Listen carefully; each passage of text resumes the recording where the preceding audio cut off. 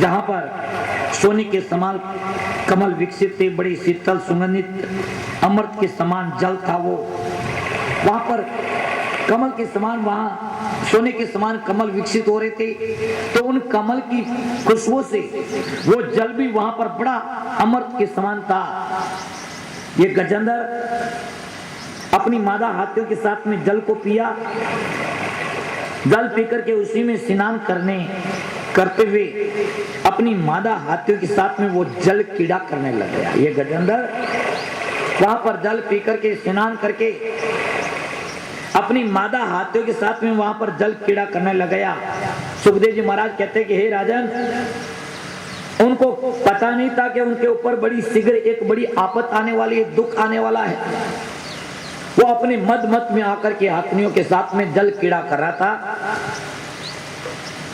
उसी सरोवर के अंदर एक बड़ा बलवान घड़ियाल रहता था, ग्रह रहता था, मगरमच्छ घड़ियाल रह रहा था। उस घड़ियाल ने, मगर ने इस गजेंद्र का वहां पर पांव पकड़ लिया और पांव पकड़ करके उनको अंदर की तरफ जल में खींचने लगा। वहां अनेकों जो मादा हाथियां थी, वे मादा हाथियां पहले उनको बचाने की कोशिश करती है भरपूर। सभी हाथियां वहां पर उस गजेंद्र को उस ग्रह से बचाने के लिए यत्न करती हैं, परंतु उन मादा हाथियों ने देखा कि अपने भी प्राण यहाँ संकट के अंदर हैं, हम भी बच नहीं पाएंगे। तो वे सब मादा हाथियां वह गजेंद्र को अकेला छोड़ करके वे सब वहां से भाग चुकी। मैंने ध्यान देना, जब खुद की प्राण संकट में आते तो कोई नजदीक नहीं आता है। वहां पर ये मादा हाथियां भाग छूटती हैं अपने प्राणों की रक्षा के लिए। गजेंद्र अकेला रहता है।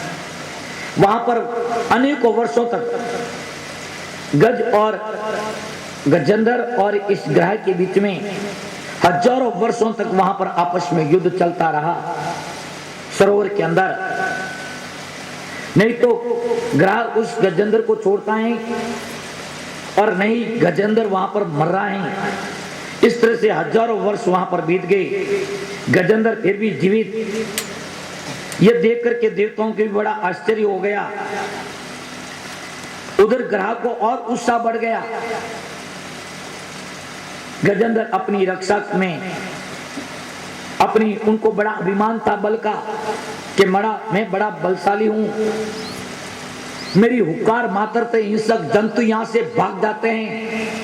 इनको अपने बल का अहंकार था, अभिमान था। वो पहले अपनी पूरी शक्ति के साथ में अपने आप की रक्षा करने का यत्न करता है, परिश्रम करता है, परंतु ये गजेंद्र अपने आप की भी रक्षा करने में जब असमर्थ हो जाता है, उसी समय यह हाथी गजेंद्र भगवान श्री हरि की स्तुति करता है। इनके पूर्व जन्म की भक्ति थी और पूर्व जन्म की भक्ति के अनुसार इनके अंदर जब इनको लगता है कि अब यहाँ पर मेरे प्राण संकट में मैं मर जाऊंगा, तो यहाँ पर गजेंद्र जब ग्रह इनको अंदर खींच लेता है और केवल एक सूंड रहती है थोड़ी सी बार, और उस समय बड़ी आर्त भाव से ये गजेंद्र भगवान श्री हरि को पुकारता है। देखिए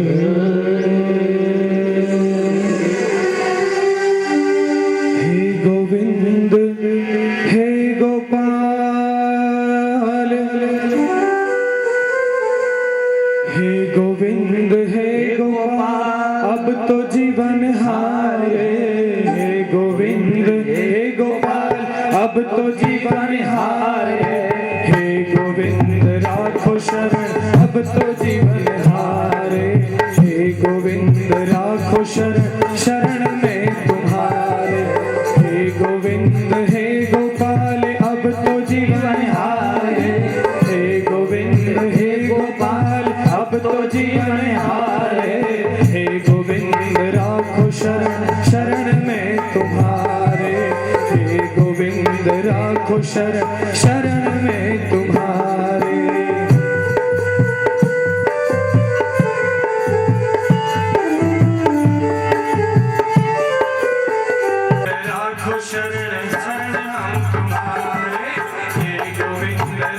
शरण हम तुम्हारे हे गोविंद हे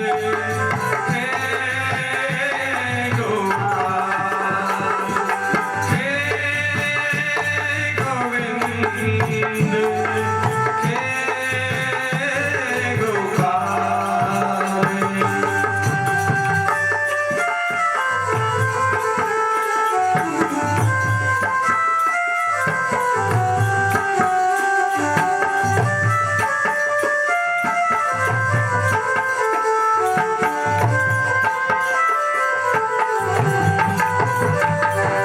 सूर्य कहे श्याम सुनो शरण में तिहारे सूर्य कहे श्याम सुनो शरण में तिहारे ओ सूर्य कहे श्याम सुनो शरण में तिहारे सूर्य कहे श्याम सुनो तारे भक्ति बार बार करो नंद के दुलारे भक्ति बार बार करो नंद के दुलारे हे गोविंद हे गोपाल अब तो जीवन हारे हे गोविंद हे गोपाल अब तो जीवन हारे हे गोविंद राखो शरण शरण हम थोड़ी बाहर रहती हैं, उनको लगता है कि मैं मेरी शक्ति से अब मैं अपने आप की भी रक्षा नहीं कर सकता। उस समय वो बड़े आर्त भाव से गजेंद्र परमात्मा की शरण में जाता है और परमात्मा की भक्ति भाव से भर करके मन को बड़ा एकाग्र करके अपने पूर्व जन्म में प्राप्त भक्ति के अनुसार वो भगवान की स्तुति करता है। वहां पर वो कहते हैं ओम नमो भगवते तस्मै यत् एतत् चिद आत्मकम पुरुषाय आदि बीजाय प्रेषाय अभिधीमहि यस्मिन्निदं यच्चेदं येनेदं य इदं स्वयं यो अस्मात् परस्ताच्च परस्तम प्रपद्ये स्वयं भुवम्। गजेंद्र भगवान को कहता है हे भगवान, मैं उन भगवान को नमस्कार करता हूँ जिनसे संपूर्ण जगत चेतनात्मक बना हुआ है। ये गजेंद्र उन परमात्मा को नमस्कार कर रहा है जिनसे संपूर्ण जगत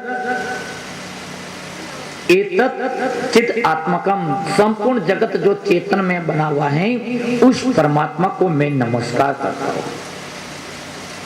जो पुरुषाई आदि बीजाया जिनसे संपूर्ण जगत प्रतिष्ठित है, जिनसे ये संपूर्ण जगत उत्पन्न हुआ है और संपूर्ण जगत के अभिनिमित्त उपादान कारण जो परमात्मा है, उन परमात्मा को संपूर्ण जगत जो परमात्मा का ये संपूर्ण जगत जो शरीर है, उस परमात्मा को मैं नमस्कार करता हूँ।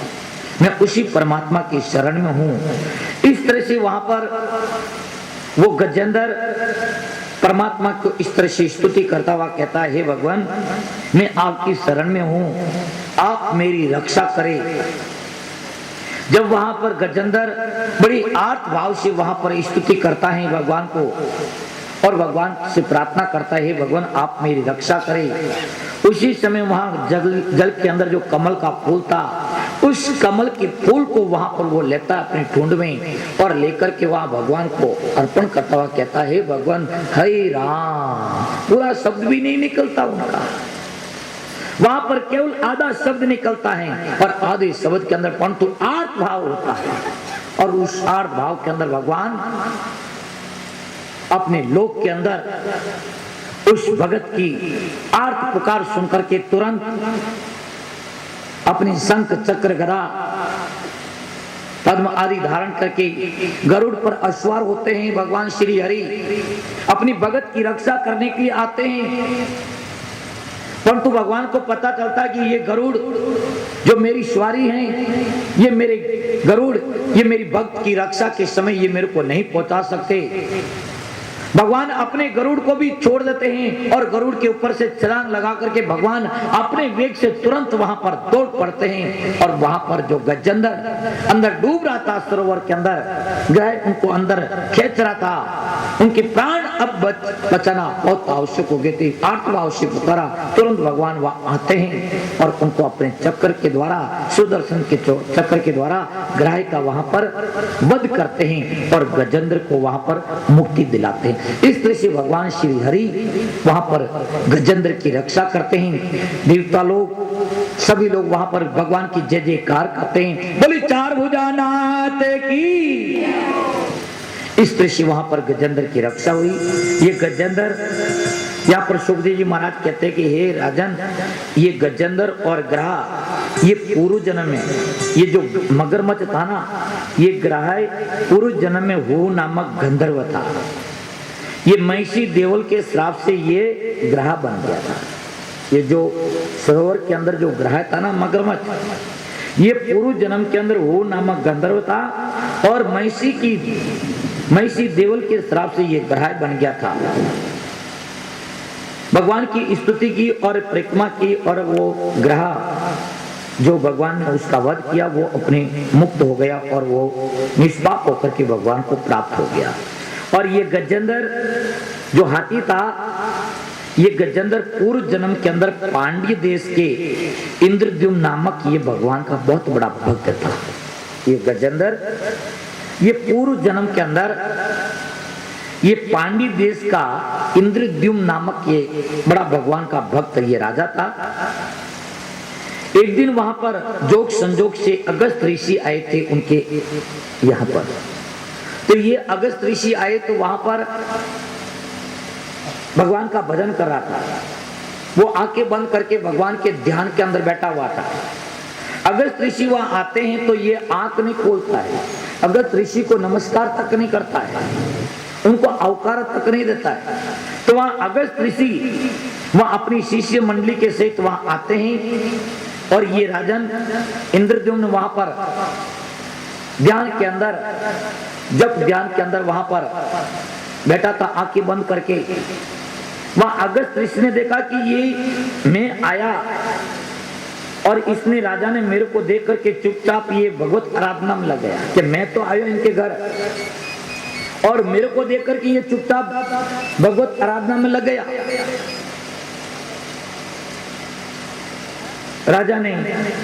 राजा को वहां पर क्रोधित होकर के अगस्त ऋषि ने उनको श्राप दे दिया।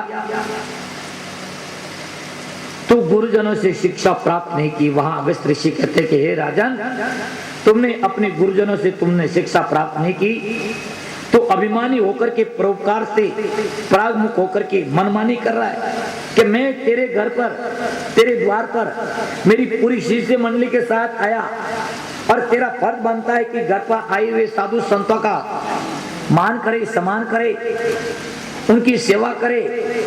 और मान सम्मान और सेवा करना तो दूर रहा और तुम अपने परोपकार से परागमुख होकर के तुम मनमाने ढंग से यहाँ पर आंखें बंद करके तू झूठ मूठ का यहाँ पर ये भगवत आराधना में लग गया।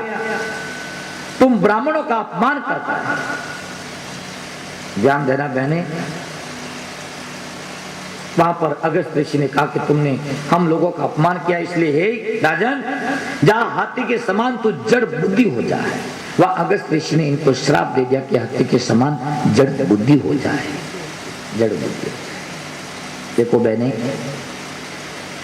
ध्यान देना, एक हमारी सभ्यता होती है, मर्यादा होती है।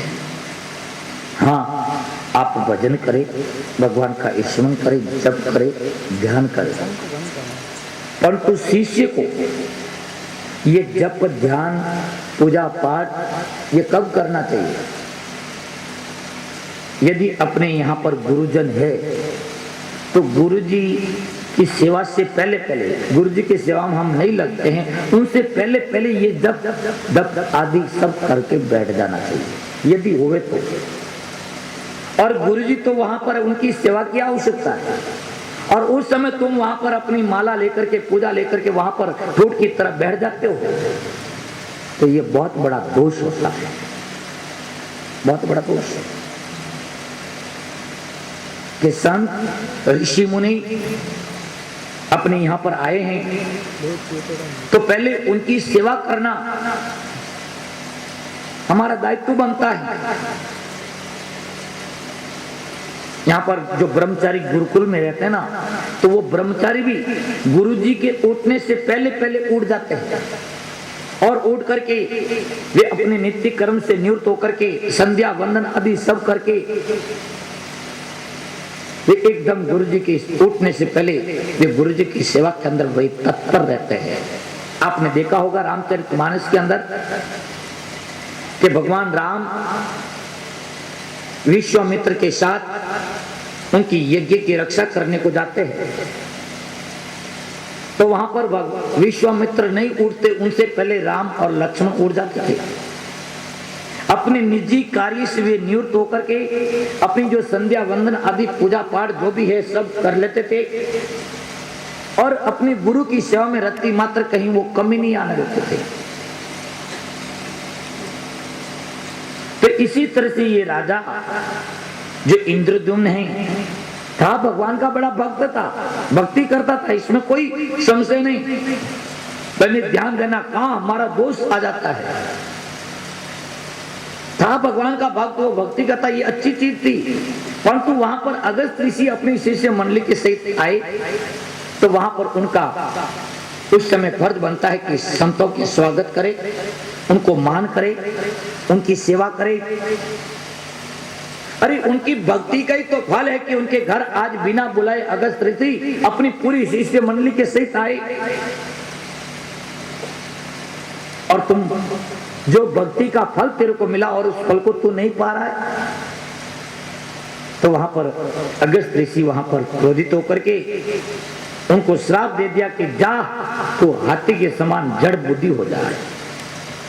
इसलिए ये इंद्रद्युम्न ये इस जन्म के अंदर हाथी योनि में आया और यहाँ पर भगवान यहाँ पर इसने जब इस तरह से श्राप दिया इंद्रद्युम्न को, तो वहां पर राजा पांव में पड़ता अगस्त ऋषि के, तो वहां पर कहते हैं कि भगवान तेरी वहां पर मुक्ति करेंगे।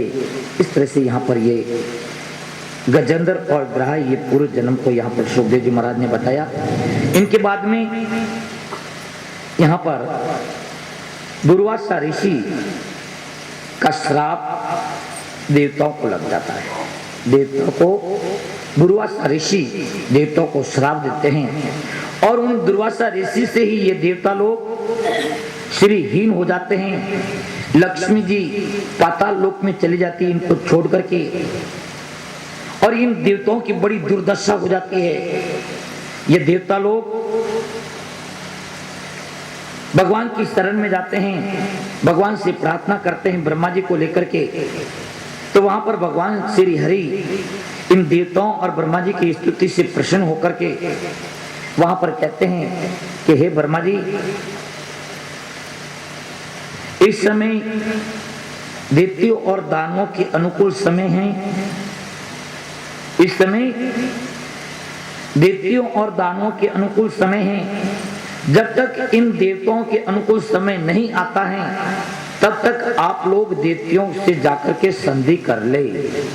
ध्यान देना, ब्रह्मा जी और सभी देवता जाकर के भगवान से प्रार्थना की और कहा, हे प्रभु, देवता और ब्राह्मणों के लिए जो कल्याणकारी हो वो आप हमें आदेश करें।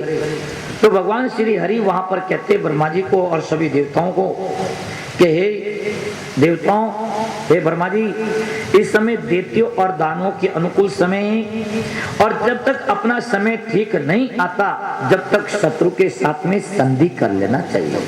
ध्यान देना बहने भाइयों, समय जब अपने पक्ष में नहीं रहता ना, तो हम कितना भी अच्छा करेंगे, ठीक करेंगे, तो वो सब उल्टा ही पड़ेगा। इसलिए अच्छा तो ये है कि समय अपने अनुकूल नहीं है, तो उस समय आप शांति धारण करके बैठ जाओ, शांति धारण। तो भगवान श्री हरि ने कहा, अरे देवताओं, हे ब्रह्मा जी, इस समय जो समय है ना वो दैत्यों और दानवों के अनुकूल है, और जब तक तुम लोगों के अनुकूल समय नहीं आता, तब तक जाकर के तुम अपने शत्रुओं से संधि कर लो। और दूसरा, बड़ा कार्य करने के लिए, बड़ी कार्य को सिद्ध करने के लिए शत्रुओं से संधि कर लेनी चाहिए। भगवान ने बहुत सुंदर बात कही, यदि आप कोई बड़ा कार्य करने जा रहे हैं तो आपको जो लगता है कि ये हमारा दुश्मन है, ये शत्रु है, ये मेरे काम को बिगाड़ सकता है, विघ्न डाल सकता है, तो उनके साथ में बड़े कार्य को करने के लिए बुद्धिमत्ता इसी में है कि उन शत्रुओं के साथ में संधि कर ले, संधि कर ले। जैसे होता ना, अपने घर में कोई ब्याह शादी या कोई ऐसा काम होता है और लगता है कि ये लोग हमारे काम के अंदर शायद बिगाड़ सकते हैं, तो सबसे अच्छा तो ये है कि जो आपको लगता है कि ये बिगाड़ सकता है, जिनके ऊपर संशय है, आप सारा काम उन्हीं को सौंप दो, सारा उसको सौंप दो, कोई उसमें होने वाला कुछ नहीं। और सब उनको सौंप देंगे ना, तो अब वो कौन बिगाड़ेगा, और बिगाड़ेंगे तो उनके ऊपर ही आएगा कि तेरे को सारा काम तो तेरे को सौंप दिया और इनके बाद में भी बिगड़ा है तो उसका कारण तू है। तो वहां जब जिनके ऊपर अपन को संशय होता है उन्हीं को वो काम सौंप दिया जाता है, तो वहां पर बिगाड़ा नहीं होता। कहने का मतलब भगवान श्री हरि ने कहा, अरे देवताओं, बड़े कार्य करने के लिए शत्रुओं के साथ में संधि कर लेना चाहिए, ये बुद्धिमत्ता है।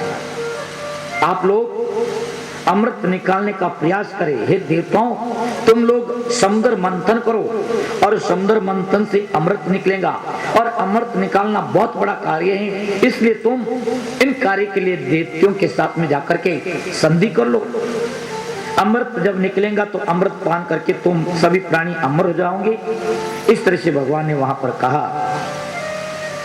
तो ये सभी देवता भगवान के कहने पर सभी देवता वहां पर, दैत्यराज बलि था उस समय, दैत्यों का राजा कौन था, राजा बलि था। तो ये दैत्यराज बलि के पास में गए, कोई हाथ में अस्त्र शस्त्र नहीं, और सभी देवता वहां गए। इन देवताओं को आते देख करके दैत्य लोग उनको मारने के लिए दौड़े, तो वहां पर दैत्यराज बलि ने कहा, हे दैत्यों जरा ठहरो, उनके पास में कोई अस्त्र शस्त्र नहीं है और निहत्तों के ऊपर वार नहीं करना, वो किस लिए आ रहे हैं, जरा उनकी बात तो सुनो। तो वहां पर ये दैत्यराज बलि के पास में जाते हैं देवता, और इंद्र वहां पर दैत्यराज बलि के सामने वहां पर प्रस्ताव रखता है। वो कहता है कि भगवान ने कहा कि आप अमृत निकालने का प्रयास करें और अमृत का पान करने पर सब अमर हो जाएंगे। तो वहां पर ये बात जो इंद्र ने कही, तो ये दैत्यराज बलि को भी बड़ी अच्छी लगी। उसने कहा, देखा कि अमृत निकल जाएगा, हम अमृत का पान कर लेंगे, अमर हो जाएंगे, फिर हमको कोई मार नहीं सकता। इस लालू से वहां पर देवताओं और देवतियों में संधि हो गई, मित्रता हो गई, और ये दोनों मिलकर के वहां पर क्षीर सागर के तट पर आए, और क्षीर सागर के तट पर आकर के वहां पर समुद्र मंथन के लिए ये कार्य करने लगे। तो वहां समुद्र मंथन के अंदर वहां सुमेरु पर्वत को लाने के लिए गए, तो वहां पर देवता और दैत्य लोग सुमेरु पर्वत को उखाड़ तो लिया, परंतु लाने में समर्थ नहीं हो पाए, कोई ला नहीं पाए थे। तो वहां पर भगवान का जो वाहन है गरुड़, ये गरुड़ वहां पर जाता है, और गरुड़ वहां जाकर के सुमेरु नहीं, ये मंदराचल पर्वत था, ध्यान देना बहने, मंदराचल पर्वत, वहां मंदराचल पर्वत को उखाड़ तो देते हैं, परंतु ये मंदराचल पर्वत लेकर के नहीं आ पाते। तो वहां भगवान की गरुड़ वहां जाते हैं, और गरुड़ उस मंदराचल पर्वत को उखाड़ करके अपने ऊपर बैठा करके इसको क्षीर सागर के तट पर आते हैं। वहां क्षीर सागर के तट पर आते हैं तो वहां पर समुद्र मंथन करने के लिए मंदराचल पर्वत को ले आए। अब वहां पर रस्सी, क्या रस्सी चाहिए, तो ये सब देवता और दैत्य लोग हैं नागराज वासुकी के पास में, और वासुकी के पास में जाकर के उनसे प्रार्थना की, हे वासुकी नाग, आप समुद्र मंथन के अंदर हमारा सहयोग कीजिए, उस अमृत के अंदर आपका भी हिस्सा होगा, कि आपका भी हम भाग रखेंगे, आप इस बड़े कार्य के अंदर आप सहयोग करें, क्योंकि बड़े कार्य करने के लिए सबका सहयोग चाहिए।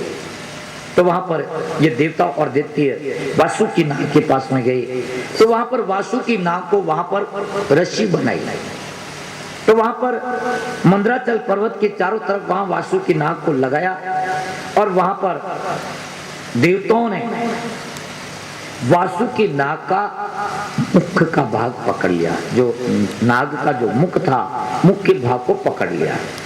तो वहां पर दैत्य लोग वहां से रूट करके, राक्षस लोग दैत्य लोग हैं, ये रूट करके एक तरफ जाकर के बैठ गए। देवताओं ने कहा अरे दैत्य लोगों आप वहां अलग जाकर के क्यों बैठ गए, आइए ना आप सेवक कीजिए, एक भाग आप पकड़िए, समुद्र मंथन करें। तो वहां दैत्यों ने मना कर दिया कि हे देवताओं, आपने यदि वेदा अध्ययन किया है गुरुकुल में, तो हमने भी गुरुकुल के अंदर विद्या ग्रहण की है, एक चीज। दूसरी बात, बलवान शक्ति के अंदर भी, बलवान के अंदर भी हम तुम्हारे से कोई कम नहीं है। तो तुम लोगों ने तो वासु की नाक का मुख पकड़ा, मुंडो थे पकड़ियो न लालो पोचड़ो मोने पकड़ा रिया हो, कि क्या हम तुम्हारे से कम थोड़ी है, हम किसी से कम नहीं है। उन देवतियों ने वहां पर कह दिया कि हम किसी से कम नहीं है, थोड़े बराबरी मोई गुरुकुल में पढ़िया, शक्ति में मोई थोड़ू बराबर हो, तो हम इस वासु की नाक का पीछे का भाग क्यों पकड़ेंगे पूछ को, ते लोग मुख पकड़ लिया। तो देवताओं ने कहा कि यही कारण है क्या, कि हाँ। तो वहां पर देवताओं ने वासु की नाक का मुख को छोड़ दिया और वहां पीछे का जाकर के पूछ उन्होंने देवताओं ने पकड़ा। दैत्य लोग आए, दैत्य लोग आकर के वासु की नाक का वहां पर मुख को पकड़ा। ये भगवान की चाल थी, ये यहाँ पर बहुत सुंदर चाल थी कि हे देवताओं ते पहले मुंडो पकड़ जो और पति वे रोड जा जन पड़े थे, मुंडो छोड़ पुराने पूछड़ो पकड़ लीजिए, उसमें थोड़ा फायदा है। फिर वहां पर दोनों मिलकर के देवता और दैत्य आपस में मिलकर के वहां पर समुद्र मंथन करने लगे और वहां पर जो ही मंदराचल पर्वत को लेकर के वहां मंथन करने लगे तो वो पर्वत नीचे जाने लग गया, क्षीर सागर में नीचे जाने लगा। तो वहां भगवान श्री हरि, भगवान हरि के बिना कार्य सिद्ध नहीं हो सकता। भगवान श्री हरि वहां पर तुरंत आए और कच्छप अवतार धारण करके वहां पर नीचे आकर के मंदराचल पर्वत को अपनी पीठ पर लिया और वहां पर इस तरह से भगवान श्री हरि कच्छप रूप में अवतरित हुए। बोली चार भुजानाथ की जय हो। कच्छप अवतार लिया भगवान के, वहां पर मस्त पीठ पर वो मंदराचल पर्वत का वहां मंथन होने लगा। भगवान को वहां पर बड़ा आनंद आया, जैसे अपने को कोई खाद चलती है और अपन वहां पर खींचते हैं तो कैसा एक आनंद होता है, इस तरह से भगवान को वहां पर बड़ा आनंद आ रहा था। जब वहां पर मंथन होने लगा तो वासु की नाक के अंदर जो विष था, वो विष तो मुंडा विष तो निकले, कोई पूंछड़ा तो निकले, वो वासु की नाक का खुद का जो विष था वो विष वहां पर उगलने लगा और उस विष से वहां पर जो दैत्य लोग पकड़ रखा था, दैत्य लोग वहां पर जलने लगे। फिर वहां पर उनकी शक्ति क्षीण हो गई, जरा वे निस्तेज हो गए। अब दैत्य लोगों की जो विष था वासु की नाक का, उस वासु की नाक से ये निस्तेज हुए, जलने लगे। तो देवता ही कोई बच्चे को नहीं, यदि जट्टा बाबूजी लगे तो भोपनिया पड़ोसी रही लगे, आग जट्टा में लगे तो कोई भोपनिया बच्ची उड़ रह जाएगी, आग यदि जट्टा में लगे तो भोपनिया रही अग्नि भी झाड़ा तो लागी। तो वहां पर वासु की नाक अपना विष उगलने लगा तो दैत्य लोग निस्तेज हो गए, जलने लगे। तो देवताओं के ऊपर भी वहां पर कुछ असर पड़ा। वहां भगवान की कृपा से वो विष का, वासु की नाक का विष का वात थोड़ा शांत हुआ और समुद्र मंथन होने लगा। उस समुद्र मंथन के अंदर बहने अमृत तो बाद में निकला, दूसरी वस्तु सब बाद में निकली, परंतु वहां समुद्र से वहां हलाहल विष सबसे पहले निकल गया। वहां हलाहल विष, उन विष की ज्वाला से संपूर्ण दिशाएं वहां पर जलने लगी।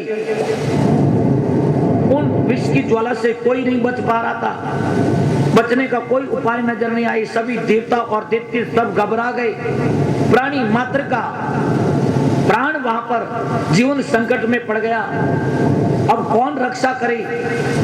वहां पर ये सभी देवता और दैत्य भगवान शंकर को वहां पर पुकारते हैं और भगवान शंकर को जाकर के कहते हैं, देव देव महादेव भूत आत्मन भूत भावना त्राही न शरणात् नाथ त्रिलोक्य दहनात् विषाद। हे भगवान, हे देवों के देव महादेव, हे भूतनाथ, हे भूत बावन, हम सभी प्राणियों के प्राण संकट में हैं। हमने तो अमृत के लिए मंथन किया था, परंतु ये अमृत नहीं निकल करके ये विष निकल गया और इस विष से सभी के प्राण संकट में। हे भगवान, आप सभी भूतों के नाथ है, आप हमारी रक्षा करें। तो वहां पर सभी देवता लोग जाकर के भगवान शंकर से प्रार्थना करते हैं। देखिए,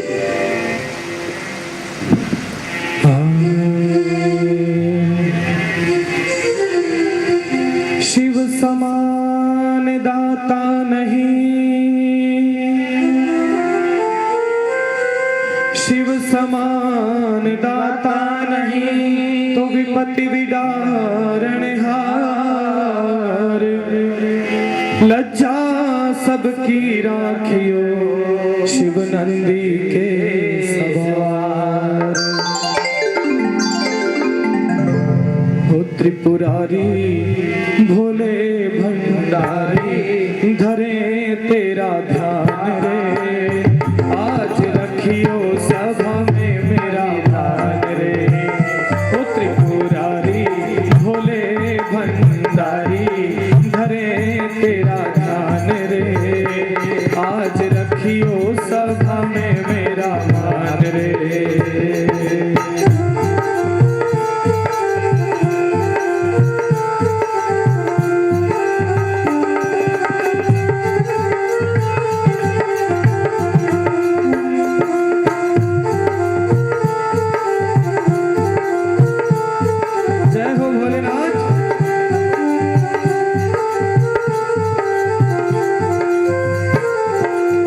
पहले भी तुमको एक रोज ये कहा था, पहले भी तुमको एक रोज ये कहा था, दर्शन दो तू ना आया, अटकी पड़ी है मेरी नैया भंवर में, अटकी पड़ी है मेरी नैया भंवर में, से पार करो तू ना आया।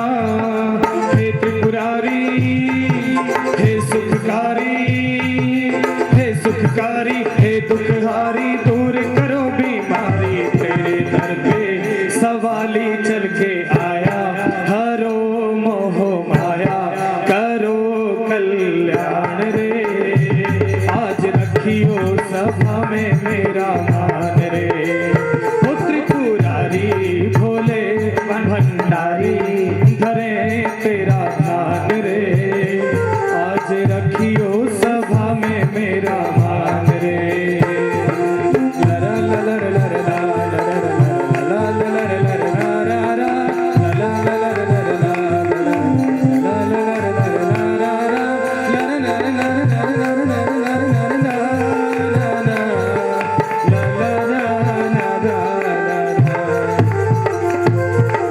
दानी ना तुम सा नहीं और कोई दूजा, दानी ना तुम सा कहीं और कोई दूजा, वो द्वार खड़े हैं इस आस में, रावण को दे दी तूने सोने की लंका, रावण को दे दी तूने सोने की लंका, आप बसे हो के लाश में, शिव शंकर हे गंगाधर, हे शिव शंकर हे गंगाधर, दया करो त्रिपुरारी, तेरी कृपा के हम हैं भिखारी, बाघंबर धारी, दया का दे दे दान रे, आज रखियो सभा में मेरा मान रे। हो त्रिपुरारी भोले भंडारी, धरे तेरा ध्यान रे, आज रखियो सभा में मेरा मान रे।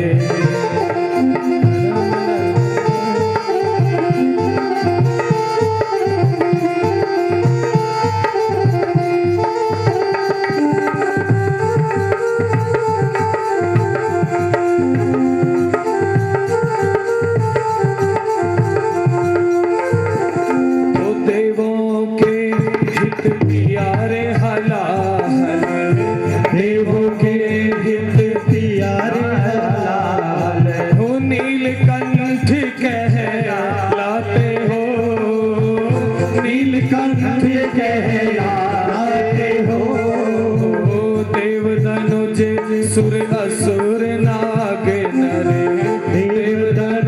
सुर असुर नागिन बाबा सब में पूजे जाते हो तुम, सब में पूजे जाते हो।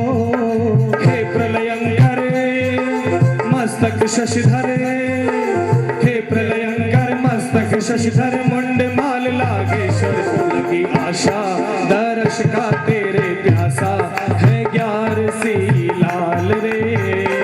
आज रखियो सभा में मेरा ख्याल रे, ओ त्रिपुरारी भोले भंडारी, धरे तेरा ध्यान रे। आज रखियो सभा में मेरा मान रे, ओ त्रिपुरारी भोले भंडारी, धरे तेरा ध्यान रे। आज रखियो सभा में मेरा मान रे, ओ आज रखियो सभा में मेरा मान रे, ओ आज रखियो सभा में मेरा मान रे। बोले शंकर भगवान की जय हो। मैंने बहुत बड़ा एक राज आपको बता रहा हूं। जो शंकर जो देव है ना, इनको देवों का देव महादेव क्यों कहा? देवों का देव महादेव क्यों कहा? ये शंकर भगवान, इनको देवता तो स्मरण करते ही दे, देवता तो इनका भजन करते ही है, देवता तो इनकी पूजा करते ही करते हैं, परंतु दैत्य लोग भी शंकर भगवान की आराधना करते हैं। देवता तो भजन करे कोई बड़ी बात नहीं, अरे दैत्य लोग भी जिनका भजन करे, बताइए वो कैसा होगा? दैत्य लोग कोई विष्णु का भजन करे हैं? देवता लोग, दैत्य लोग जो है, राक्षस लोग है, आसुर लोग है, या कभी विष्णु का भजन करता? उनसे तो वे शत्रुता रखते हैं, और शंकर से बड़ी मित्रता है। रावण शंकर का भगत, दैत्यराज बलि भी भगवान शंकर का भक्त था। तो ये दैत्यों को भी आराध्य देव है, ये वो शंकर है। इसलिए इनको सभी भूतों का नाथ का भूतनाथ, देवता दानव यक्ष सभी भूत प्राणी मात्र इनका स्मरण करते हैं। वो देवादिदेव महादेव, वो भूतनाथ, ये सभी प्राणी देवता और असुर सभी वहां पर भगवान शंकर के शरण में जाते हैं और स्तुति करते हैं। देव देव महादेव भूतनाथ भूत भावना त्राही न शरणापना त्रैलोक्य दहना शाद। हे आराध्य देव, हे महादेव, सभी प्राणियों की आप आत्मा है, जीवन दाता है। हम आपकी शरण में आए हैं। तीनों लोगों को भस्म करने वाला ये उग्र विष, इनकी ज्वाला से आप हमारी रक्षा करें। तो शंकर भगवान वहां पार्वती साथ में बैठी थी। पार्वती ने कहा, हे पार्वती, तो हाँ कि प्राणियों के ऊपर, जीवों के ऊपर कष्ट आ गया, जीवों के ऊपर, संसारी जीवों के ऊपर बहुत बड़ा कष्ट आ गया, और उनका इस विष की ज्वाला से ये बड़े भयभीत हो रहे हैं। अब इनकी रक्षा करना आवश्यक हो गया है। तो माँ पार्वती से आज्ञा ली, क्योंकि शंकर भगवान पार्वती का आज्ञाकारी था। शंकर भगवान पार्वती का आज्ञाकारी था। भगवान शंकर पार्वती ने पूजने कौम करता था, ध्यान दीजिए। हाँ, क्या है कि आदमी तो है नहीं इधर, बाकी उनको कहते कि घर में काम करो तो दो ही जना मिलने करो। शंकर भगवान भी विष पी रहे थे, लोगों के खुद वास्ते नहीं, प्राणियों के लिए, जीव मात्र की रक्षा के लिए वे विष का पान करने के लिए उद्यत हुए शंकर भगवान। तो पहली पार्वती को आज्ञा लेके, हे पार्वती, तो क्या मैं विष पीऊं के? विष जाने पीऊं के? ध्यान देना बहने, घर में नर और नारी रे, पति और पत्नी के बीच में आपस में जटे एक मत है, एक विचार है, एक ही समझ है, वटे हर प्रकार सुख है, शांति है, समृद्धि है। वटे वैकुट है। नर नारीरा एक मता वटे है वैकुट और वासा। जटे नर और नारी में, पति और पत्नी में जटे आपस में एक मत है, एक विचार है, एक समझ है, एक ही धारणा है, तो वटे हर प्रकार सुख शांति और समृद्धि है, वटे वो वैकुट है। नहीं तो बहन तो जावे इन दिशा में न धनी जा विपरीत उल्टी दिशा में। तो हम बताओ वटे किकर राणो रही हो वैकुट, वटे कोई समृद्धि रहे नहीं रहती। दोनों के अंदर एक मत होना चाहिए। और यदि दोनों में एक मत नहीं है, एक विचार नहीं है, तो हाथ में आयोड़ औषध वो भी गमा देते लोग। हाथ में आयोड़ औषध भी गमा दे। कल्याण साधन है वो। मनुष्य जमारो मिलियो भजन करवार वास्ते, और वहां पर दोनों की शक्तियां वहां एक जगह केंद्रित करने के लिए स्वाभाविक है। नर का झुकाव नारी की तरफ है और नारी का झुकाव नर की तरफ है। ये एक शायद एक आकर्षण है, और इस आकर्षण का बिखराव नहीं होवे। ध्यान देना बहने भाइयों, कि नर का झुकाव नारी की तरफ और नारी का झुकाव नर की तरफ एक शायद ये आकर्षण है, और ये बिखराव नहीं आवे। इसलिए वहां पर नर और नारी, पति और पत्नी के रूप में वहां पर एक जगह शक्ति वो केंद्रित होती है। शक्ति को नष्ट करने के लिए नहीं, बल्कि शक्ति को एक जगह केंद्रित करने के लिए यहाँ पर पति और पत्नी के रूप में ये जोड़ा है। और ये जोड़ा होकर के भी यदि वहां पर वो शक्ति को संगठित नहीं करते, वहां बिखराव ले आते हैं, तो बताइए वहां पर क्या कोई स्वर्ग की प्राप्ति हो सकती है, वैकुंठ की प्राप्ति हो सकती है, भगवान की प्राप्ति हो सकती है? जहां शक्ति होगी, जहां एकता होगी, संगठन होगा दोनों के अंदर, तो वहीं शक्ति होगी। और दोनों के अंदर संगठन नहीं हुआ तो वहां शक्ति नहीं रह सकती, शक्ति का बिखराव हो जाएगा। बहन, इसलिए नर और नारी के अंदर एक मत होना चाहिए, एक विचार होना चाहिए। और एक विचार है तो वहां पर सुख शांति है, समृद्धि हर प्रकार की। और यदि एक मत नहीं है तो हाथ में आया हुआ औषध जो कल्याण का साधन है वो भी चला जाएगा, चला जाएगा। देखो एक बात बताऊं तुम्हें, सुनिए ध्यान देना। पति और पत्नी थे दोनों, तो पति तो भलो आदमी था, आदमी तो नहीं, वो भलो तो वो संतोरी सेवा करतो तो, संतोरी कथा में जातो तो, भजन भाव में जातो तो। और उन्हें घर वाली थी, मैं थोड़ा नाव नहीं ले रही हूँ, तो आ रही हो सत्संग में, फिर थोड़ा मत लीजियो। हाँ क्यों, देखो बाबूजी कथा में मोहित ज्यादा बैठा ना, बाबूजी मोरी बुंडायो करे है? तो मैं थोड़ी बात नहीं कर रही हूँ। जो लोग है अटे नाटे रेपरानी कथा में आओ कोनी ने घर में थलेटी माते बैठने, चौथरी माते बैठने बुंडायो करे, उन्हीं बात कर दियो मैं। जावेद जी नहीं देखे, देखो देखो ये भक्तौनियों जा रही है, देखो भक्तौनियों जा रही है, देखो उन बातों में इन वास्ते थे थोड़ा मत लीजिए बेरा। तो वो पति और पत्नी थे। तो आदमी तो बहुत अच्छा था, वो रोज कथा में जाता था, भजन में जाता था, अपने भजन भाव करता था। और जो उनकी घरवाली थी वह कदे भी बोलने, कभी कोई साधु संतरी उन्होंने शरण में जाना तो बहुत दूर रही, उन्होंने नमस्कार करना बहुत दूर रही, बल्कि कभी साधु संत की कभी छैया तक भी आप माता नहीं पड़ती, अड़ी बात है। तो एक जो मैं कथा करून आयो, इन पर एक महात्मा आया था कथा करून में, भजन भाव करने कथा करने। तो वहां पर महाराज वे सभी के यहाँ जा रहे थे, कथा भी करता हमारे घरे भी जाता। तो परंतु आखिर तो भगत गणा बाबूजी एक भगत गणा तो किन किन अट जानो रही हो। तो वहां पर सबके यहाँ गए, परंतु वो भगत रह गया, उनके यहाँ महाराज से जाया नहीं गया। तो उसने कहा बाबूजी थे मारे घर ही पधारो ना, मारे घरे भी पगलिया करो।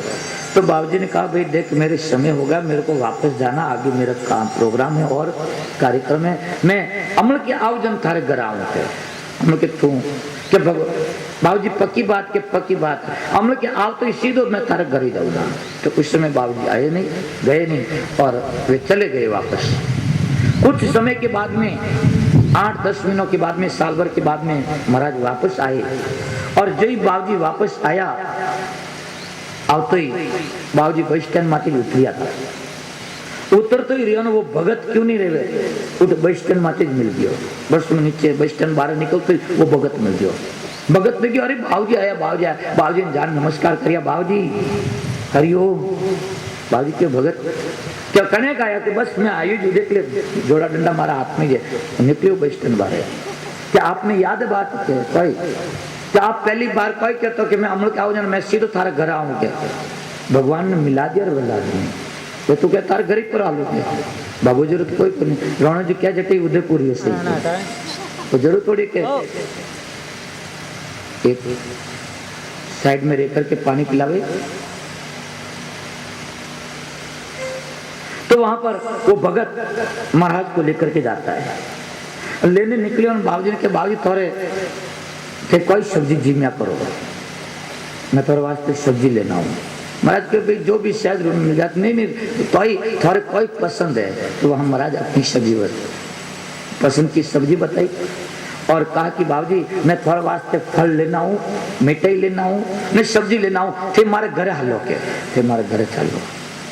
महाराज गए कि तारो घर है कटे, क्या आप पहल के आए जाना? उन्हें रावजी घरे गया था क्या? हाँ गया तो कि रावजी ने ठीक हम ही पाक की घरे गए, पाक की वाला घरे तो पाक के रहे को तो बुरा मत मान जाओगे कि रावजी घर पाक की वाला घरे गए। तो वो तो घर जाना, हाँ वो तो जानू मैं क्या।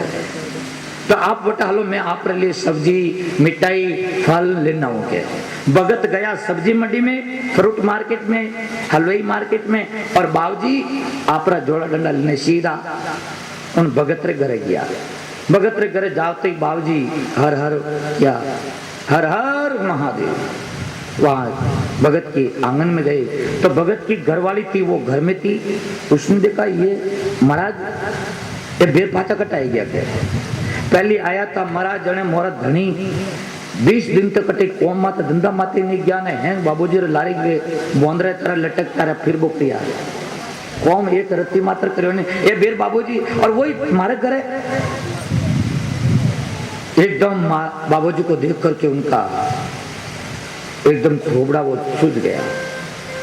हम आखिर गौरा हैं लोग बाबूजी बाबूजी करता न वाह यूं नहीं केवे तो भी बुरो लगे। तो क्या कर कोई महाराज आ गया फाचा के, कोई बोले कोई महाराज फाचा आ गया के महाराज के वो तो भाई आदमी को कहने की जरूरत नहीं, वो तो शब्द से ही पता चल गया। महाराज ने कहा हाँ आयो तो हूँ कह आयो तो हूँ। उसने बाबूजी को ये नहीं कहा कि लो बाबूजी बैठो, उठे ढोलियो ढालियो तो बाबूजी आप रो चादर थी जी को नौकी में बैठा जोड़ो रखियो। बाबूजी ने कहे कि बाबूजी तो पानी तो नहीं पीनो के पानी पायो को नहीं हुआ। हाँ ध्यान दीजिए कि बाबूजी तो पानी तो नहीं पीनो क्योंकि छोकरी पानी मारे कने है मारे कमंडल भरियो के थने बेर क्यों दुख देऊंगे। ठीक है उसने अपने घर के अंदर गई। बाबूजी नहीं बैठा तो ये तो बैठ गया, पानी नहीं पाया तो यहाँ पर कमंडल में ले पानी पी लियो। तो वो अपने घर के अंदर गई और अंदर जाए पुराना जो ठेठ माल ओरा रे माने और पड़िए तो मुशल खींच कूटवार मूड जो दोनों तरफ बड़ा लोड़ारी जाडी पितली हुम्बदी ओड़ी थी, वो मूल पड़ा था। उस मूल को लापरण बाबूजी ने आसन करने धरियो। आसन करने धरियो ने महाराज ने संशय की बात कही अंदर मूल पड़ा था और बाहर ला करके मेरे आसन के पास में कैसे रखा। महाराज पूछियो कि हे छोकरी कहाँ भाई बता तो करे ओ मूल तू घर मुँह ठेठ मऊ लाए पर नटे मरकन की क्या रखी हो। कि बाबूजी थे हाची बात हमने छाओ के हाँ बोल कि थे तो हो भोला मोरे जो धनी है ना पतिदेव अटे जो साधु संत आवे के उन साधु संतोरी सेवा इन मूल ज करिया करे। मतलब ध्यान दीजियो बात समझो कि उन्हीं घरवाली वा कदे उठे संत आवता तो खींच कूट ने कदे वारों ने नहीं खवारती बेचारो वो धनी वो खींच कूट न आयोड़ा रे वो सेवा करता था। वह पूरी बात नहीं बोली आधी बात बोली और लाइव पर मूल करने रखियो। बापू जी पूछो अरे तू बहन बताओ तो खरी अटकी कर रखियो कि महाराज थे तो हो भोला मोरा पति देव जो भी आवे के उनरी सेवा इन मूल ज करिया करे। महाराज देखियो के बात कट तो मूल रह गयो इतो जाडो कानो उतारियोड़ो रिया करे केड़ा रे केड़ा रे केड़ा रे केड़ा रे उतारे केड़ा रे और लोग की वो लगी हुई रिंगे। महाराज ने देखा कि हो ना हो कहीं अपनी पूरी सेवा नहीं हो जाए। महाराज तो पानी जो पीता था 4 गुट लिया तुरंत कमंडल ने पकड़ियो हाथ में पाचो जोड़ा गालिया पाचो कूंदियो पकड़ियो। महाराज देखियो भगत अटनू आ जाना तुरंत महाराज तो विपरीत दिशा से चल पड़े। महाराज जो ही थोड़ा निकलिया ने एकदम भगत आयो। भगत आवते क्यों महाराज ने देखे बाबूजी ने देवी ने क्यों अरे देवी कहा कि बाबूजी आया था नहीं कि क्या बाबूजी तोर वे हमारू पहली आया था कथा करी जी को वेज के रोज उन्होंने सेवा में जाता कथा में जाता कि हाँ वेज बाबूजी कि वे बाबूजी अट्टे आया था। उन्होंने देखो बैठा अट्टे उन्होंने क्यों पानी पी लो परंतु वे तो पानी को नहीं पी दो। वे हिदी उन्होंने नजर पड़ गई घर में पड़ियो तो मूल मुसल जो को वे महाराज कहे के हे देवी तू मने ओ मुसल देवे तो मैं पानी पीऊं के। मैं उन्होंने क्यों भाई के मूल देनो नहीं देनो वो तो हमारे पति देव रे अधिकार में। मैं तो ही क्यों के लो बाबूजी मूल थोड़े कानून करने लान रख दियो थे कि हमारे पति देव आई जन दे परंतु वे कहे कि नहीं तू पहले कहे कि हाँ मैं देऊं तो मैं पानी पीऊं के। उन्होंने मूल देवरों में ना नहीं दियो। मैं कि हमारा पति देव आई जन दे वे तो रूट परान वे तो पूंछ दबाने ना गा जीव रहा जन उन पति देव के अरे काली तू इन मूल रे माने कोई जीव गालियो थारे अटे वापस मेड़ो लागतो रायपुर में मेड़ो लागे कि नहीं लागे अरे काली मैं तारे अटे रायपुर में पाचो अपन मेड़ो लागतो जने बढ़िया इनु मैं ताजो मूल लेना आवतो तो बाबूजी ने दे देती घना दोरा तो अपन बाबूजी आया घरे ने तू जो को मूल नहीं दियो कटनी के बाबूजी के अम्मी निकली आते वो हाथ में ले भगत मूल बाबूजी अटने तो आया कोई हमें आयरगंज मिल जाता वो भगत पीछे ले मूसल और गया। बाबूजी जाते देखा बाबूजी को और कहा अरे बाबूजी ठहरो ठहरो लो मूल लेता जाओ फिर। भगत महाराज ने देखा कि हाँ हाँ ये भगत मूल लेकर वो देवी जो कह रही थी बहन वो भक्तानी वो बिल्कुल सही कह रही थी आज उनके कारण अपने प्राण बच गए। महाराज ने वो भगत पीछे कहता बाबूजी ठहरो बाबूजी रुको मूल लेता जा। महाराज जो 40 री स्पीड हालता तुरंत गैर बदलियो तुरंत स्पीड सीधी नेबेरी और 100 स्पीड कपराना महाराज दौड़िया भाग गया। भगत भी पीछे आगे आगे महाराज और पीछे पीछे भगत ले मुसल बाबूजी मुसल लेता जाओ। महाराज तो भाग चुके वहां से। तो कहने का मतलब है नर नारी में एक मत तो नहीं रेवे तो वटे ये हाल देवे बेरा ये हाल गया नर नारी रा एक मता वटे है वे कुटक वासा और जब एक मत नहीं है तो आत्मा आयोड़ संतोरी सेवा भी परी जावे। तो शंकर भगवान पार्वती रा बड़ा आज्ञाकारी था। पार्वती ने पूछियो कि हे पार्वतो कि हाँ के प्राणियों रो जीव संकट इन जीव मात्र प्राण संकट में पड़गा अब इनारी जीवारी रक्षा करवारो अपनो कौन है तो मैं विष पीने जाऊं। पार्वती कह के थे आप रो नाम ही है शंकर थे लोक उपकारी हो निरंतर थे कल्याण करने तोरो कार्य है तो मैं आपरे कार्य में क्यों बाधा करूं। आप जाओ। भगवान शंकर पार्वती आज्ञा ली और विष पीने के लिए चल पड़े। शंकर भगवान वहां पर विष पीते हैं। जो हलाहल विष निकला था समुद्र के मंथन से, उनको अपनी अंजलि में लिया। तत कर्तली कृत्य व्यापी हलाहलम विषम अभक्ष्यम महादेव कृपया भूत भाव। भगवान शंकर उस हलाहल विष को अपनी अंजलि में लिया और अंजलि में लेकर के भगवान शंकर उनका पान करने लगे। और भगवान शंकर जो पान किया तो उनको क्या लाया, अरे ये मेरे हृदय के अंदर मेरा इष्ट है, राम है, उनको कहीं ये विष का दाग नहीं लग जाए। तो शंकर भगवान ने उस विष को अपने कंठ तक ही उनको रखा, उनको नीचे नहीं आने दिया। और विष को बाहर भी नहीं रख सकते, क्यों कि यदि विष बाहर रखते तो सभी प्राणी मात्र का, जीव मात्र का प्राण संकट में थे। और अंदर भी नहीं जाने दिया, क्योंकि अंदर उनके इष्ट श्री राम वहां पर विराजमान है, उनको कहीं दाग नहीं लग जाए। तो शंकर भगवान उन विष को बाहर भी नहीं रहने दिया और नहीं अंदर जाने दिया। उनको अपने कंठ तक ही पूरे विष को, सारा हलाहल विष को उनको कंठ तक ही उनको समा दिया। और जहां विष रहा कंठ के अंदर, वो शंकर भगवान का कंठ वो नीला पड़ गया। इसलिए शंकर भगवान का एक नाम पड़ गया यहाँ पर, नीलकंठ। बोले नीलकंठ महादेव की जय हो। भगवान शंकर का एक नाम हो गया नीलकंठ। लोक कल्याण के लिए भगवान शंकर ये विष का पान किया और विष पी करके शंकर भगवान वहां पर समाधिस्थ हो जाते हैं। फिर बाद में समुद्र मंथन वापस होता है। देवता और देवते मिलकर के समुद्र मंथन करते हैं।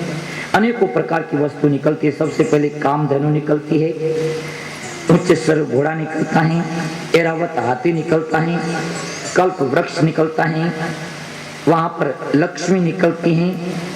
सभी वस्तुएं अलग अलग निकलती हैं। लक्ष्मी निकलती है तो वहां पर किसी की भी लक्ष्मी का इतना रूप था, इतना सौंदर्य था, इतना उनका प्रभाव था, तेज था, किसी की दृष्टता नहीं हुई कि उनको मैं अपनाऊं। वहां पर लक्ष्मी जी ने भगवान श्री हरि को उसको माला पहनाई और भगवान श्री हरि को वहां विष्णु को उसने अपना दिया। इस तरह से वहां पर समुद्र मंथन के अंदर अनेकों रत्न निकले, सबों ने अलग अलग वहां पर ले लिए। उनके बाद में वहां पर हाथ में समुद्र मंथन हो रहा था तो धन्वंतरी महाराज हाथ में अमृत का कलश लेकर के वे जो ही वहां पर बाहर निकले तो जागता बिचे ताक तो बतरिया करे। तो वे देवते लोग बड़े ताक में थे कि कब अमृत निकले और हम पकड़ ले। और देवते लोग बड़े ताक में थे। वहां धन्वंतरी महाराज अमृत का कलश लेकर के जो ही बाहर निकले तो वहां पर देवते लोगों ने धन्वंतरी महाराज से वहां जबरन अमृत का कलश छीन लिया। और वहां पर देवतियों के हाथों में जो ही अमृत का कलश गया तो एकदम देवता लोग उदास हो गए, मुंह उन्होंने लटका दिया। भगवान श्री हरि ने कहा, अरे देवताओं तुम घबराते क्यों कि भगवान अमृत निकला और देवतियों ने पकड़ ले लिया। ये देवते लोग पीकर के अमर हो जाएंगे, हमारी क्या दशा होगी। भगवान श्री हरि ने कहा, देवताओं घबराओ मत। वहां भगवान श्री हरि ये देवते लोग अमृत का कलश तो ले लिया परंतु अमृत का कलश लेकर के भागे और एक तरफ जाकर के वे आपस में झगड़ा करने लगे। वो तो कहता है पहले मैं पीऊंगा और वो कहता है मैं पहले पीऊंगा। वहां पहले कौन पिए, पहले पीने के अंदर होड़ के अंदर भी आपस में झगड़ा करने लगे, उनके अंदर विवाद हो गया। और वहां पर कुछ देवतियों ने कहा कि हे देवते लोगों, इन अमृत की प्राप्ति के अंदर देवताओं के भी बड़ा योग है, ये उनको भी हिस्सा मिलना चाहिए। कुछ ने ऐसा कहा परंतु कौन किसकी सुनता है। वो तो कहता है नहीं पहले मैं पी करके अमर होगा, वो कहता नहीं पहले मैं पीऊंगा। इस तरह से आपस में उनके अंदर कलह हो गया। इधर देवता लोग उदास। भगवान श्री हरि ने देवताओं को ढांढस बंधा करके भगवान श्री हरि ने वहां पर बड़ा सुंदर मोहिनी रूप धारण किया। और मोहिनी रूप धारण करके भगवान श्री हरि जो देवते लोग अमृत पीने के विवाद के अंदर जो झगड़ रहे थे उनकी तरफ ही बड़ा सुंदर मोहिनी रूप धारण करके अपने आप और भाव से सभी को मोहित करते हुए उन देवतियों की तरफ गए। और देवतियों की तरफ जाते ही वहां पर देवते लोग अमृत को तो भूल गए, विवाद को, और वे उस भगवान श्री हरि के मोहिनी रूप को देख करके ही उनकी आंखें फटी के फटी रह गई, वे मोहित हो गए। और वहां पर भगवान श्री हरि से मोहिनी रूप से कहते हैं कि हे तू कौन है? इधर तुम्हारे आने का क्या प्रयोजन है? लगता है कि तुम्हारा किसी से विवाह हुआ नहीं। नोनम तुम विविधना सम शुभ्रम प्रेषिता असि शरीराणी नाम सर्व इंद्रिय मन प्रीतिम विधातुम सगुणेन किम। हे सुंदरी, लगता है कि विधाता ने दया करके हम शरीरधारियों के मन को तृप्त करने के लिए तुमको ही हम लोगों की तरफ प्रेषित किया है। हे सुंदरी, हम सभी एक जाति के लोग हैं। हम सभी एक वस्तु के विवाद के लिए जो अपनी इच्छा से विचरण करने वाली नारी के ऊपर, स्त्रियों के ऊपर विश्वास नहीं करते। ये दैत्यों, कुत्तों और व्यभिचारी स्त्रियों की मित्रता कभी स्थायी नहीं होती। जो कुत्ता होता ना, उन कुत्ते की भी कोई मित्रता स्थायी नहीं होती। इसी तरह से जो व्यभिचारी जो स्त्रियां होती, उनकी भी कोई मित्रता स्थायी नहीं होती। अरे दैत्यों, दोनों ही सर्वदा नवीन ये शिकार हमेशा खोजती रहती हैं। सुखदेव महाराज कहते हैं राजा परीक्षित को, हे राजन, जब इस प्रकार से भगवान श्री हरि ने मोहिनी रूप से दैत्यों को कहा, तो और दैत्यों को विश्वास हो गया कि ऐसा कौन कह सकता खुले खुले शब्द। तो और उन दैत्यों को विश्वास हो गया और दैत्यों ने वो अमृत का कलश भगवान श्री हरि को मोहिनी रूप में उनके हाथों में दे दिया। भगवान श्री हरि ने अपने हाथों में वो अमृत का कलश लेकर के वहां पर कहते हैं कि हे दैत्यों, मैं ये काम तुम्हारा विवाद को मिटा सकती हूँ, परंतु मेरे कार्य के अंदर तुम रत्ती मात्र भी बाधा नहीं डालोगे, कोई विघ्न पैदा नहीं करोगे, बाधा नहीं डालोगे। तो वहां पर वे सभी दैत्य कहते कि हाँ, हम कोई विघ्न नहीं डालेंगे, आप ऐसा करेंगे तुम जैसा हम स्वीकार करेंगे। भगवान ने उनको सबको वचन में लिया। फिर भगवान ने कहा कि हे दैत्यों, जाओ स्नान करके आओ। देवता और दैत्यों को सबको स्नान करने के लिए भेजा। सब स्नान करके आए।